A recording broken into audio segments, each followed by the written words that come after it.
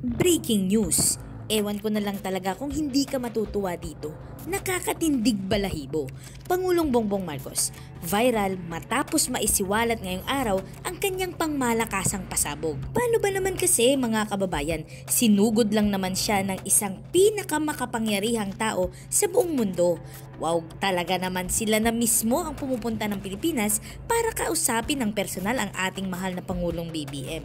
At hindi lang yan mga kababayan, dahil mga malalalim na ugnayan, mga mabibigat na bagay kasama na ang usaping ekonomiya, pakikipagsanib pwersa, pambansang depensa ang ilan sa mga tinalakay nila ngayong araw. Dito mo talaga mapapatunayan kung gaano ka world class ang ating Pangulong BBM dahil kilala siya ng iba't ibang leader sa iba't ibang sulok ng mundo. Ay grabe naman talaga tong balitang to. Talaga namang kaabang-abang at talagang very interesting. Kaya naman mga kababayan, wag na natin itong patagalin pa. Samahan niyo ko at sabay-sabay nating alamin ang maiinit na balita sa araw na ito.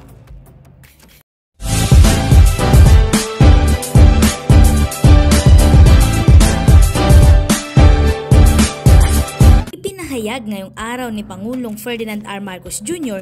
ang layunin ng Pilipinas na palakasin pa ang pakikipagtulungan nito sa bansang Japan. Ayon sa Pangulo, marami pa ring nangyayari sa partnership ng dalawang bansa. Ginawa ni PBBM ang pahayag na ito sa pakikipagpulong kay Motegi Toshimitsu, ang kalihim general ng Liberal Democratic Party ng Japan, sa courtesy call sa Malacanang kaninang umaga. Sinabi ni Motegi na natutuwa siyang bumisita muli sa Pilipinas, na idiniin ang kahalagahan ng Pilipinas bilang kapitbahay at strategic partner sa Japan. Nakikiramay din ang mga Japanese officials sa mga pamilya na nabiktima ng Bagyong Karina. Para sa kaalaman ng lahat, ang Liberal Democratic Party ay madalas na tinutukoy bilang de facto pangalawa sa pinakamakapangyarihang posisyon sa partidong pampolitika ng Hapon. Ang mga Japanese officials na ito ay nagsasagawa ng isang sentral at mahalagang papel sa pagtiyak na ang mga patakaran sa loob at international ng Japan ay umuunlad sa lahat ng lugar.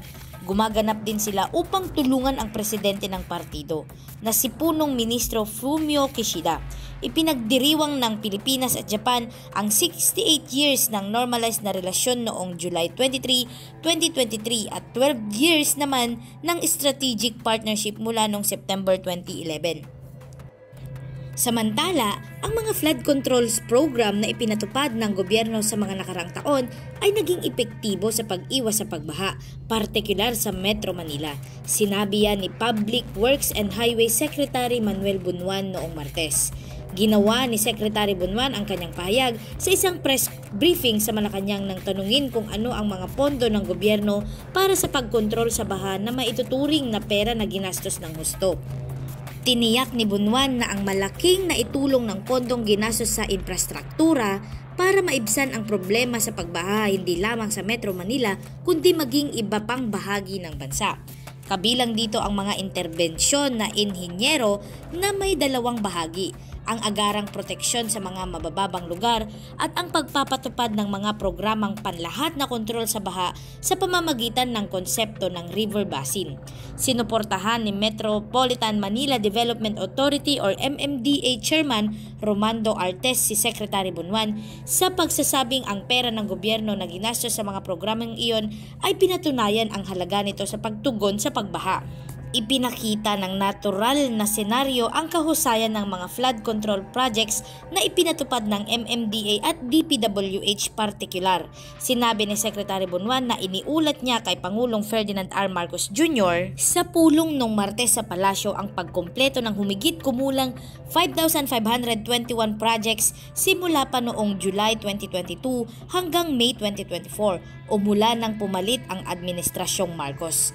At sa patuloy na flood control projects ng Department of Public Works and Highways sa buong bansa, ang ahensya ay patuloy na magpapatupad ng mahigit 5,000 flood controls projects. Go ahead and please brief the media on the meeting today with the President. Well, today we presented to the President actually what the Department of Public Works and Highways is undertaking to mitigate the flooding problems all over the country. And in particular, we focused also on Metro Manila area. And in today's briefing, I mentioned to the President that since this administration took over in July of 2022 and up to May of 2024, we were able to accomplish or to complete about 5,521 projects. And these projects, I have to clarify that many of these projects also started way back in the previous administrations. But these were projects that we have to continue because these were delayed because of pandemic and other factors. So, but we continued on, and these projects were completed. And I also informed the President that continuing with the flood control projects all over the country, we are going to continue to implement more than 5,000 flood control projects. But I categorized these projects are the immediate engineering interventions in the principal rivers, because the Department of Public Works and Highways also implementing flood control management programs in the 18 major river basins throughout the country, including Metro Manila. And this is the Pasig Marikina Flood Control Management System. So I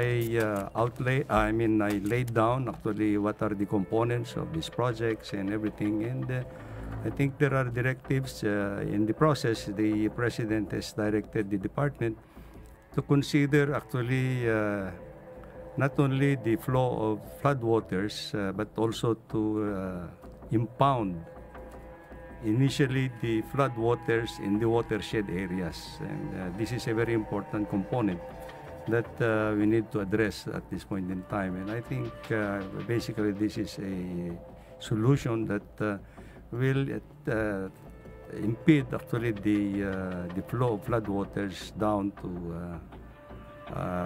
the low-lying areas.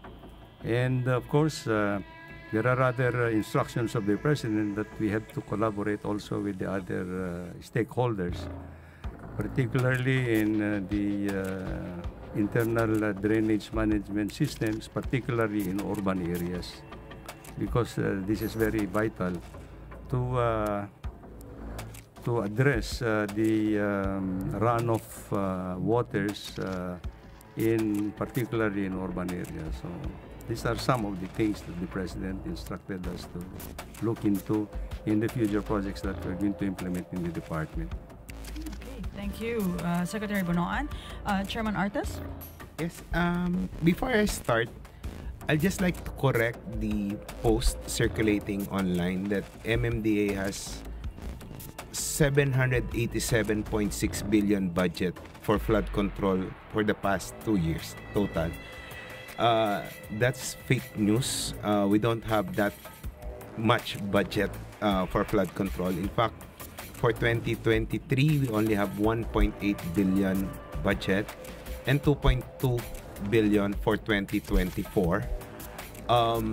That includes the 400 million for operations and maintenance of 71 pumping stations. So the 787.6 billion is fake news. In fact, sa history po siguro ng MMDA, we are already 49 years.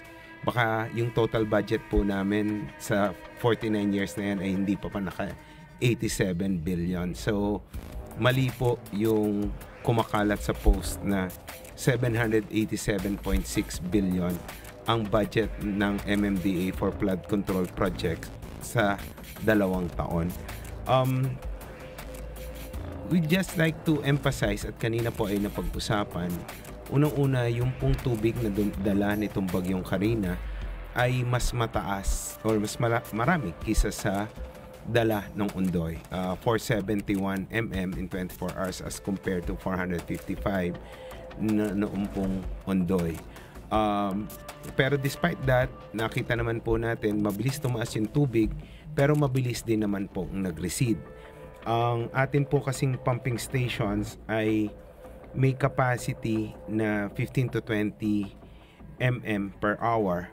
Ang bagyong Karina po ay nagdala ng 74 mm na tubig per hour. So, pero after a few hours naman po, halos lahat ay nawala na ng tubig, baha, except po sa some areas, particularly Malabon na Botas, dahil nasira lang po yung floodgates. Na report naman po yan na yan ay nabangga ng isang barko, at ngayon po ongoing yung repair as we speak. Yung naman po sa Valenzuela, nagkasabay po kasi yung release ng dalawang dams, yung Ipo and Angat at yung high tide, kaya hindi ma-pump out yung tubig. So as soon as nag-low tide naman, na-pump out natin yung tubig.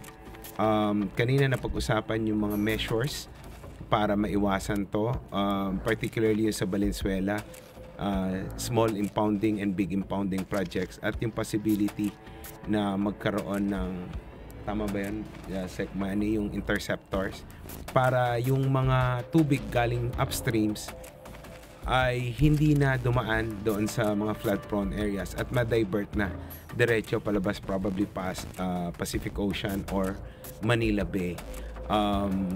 Na pag-usapan din kanina yung iba pang mga solutions like mga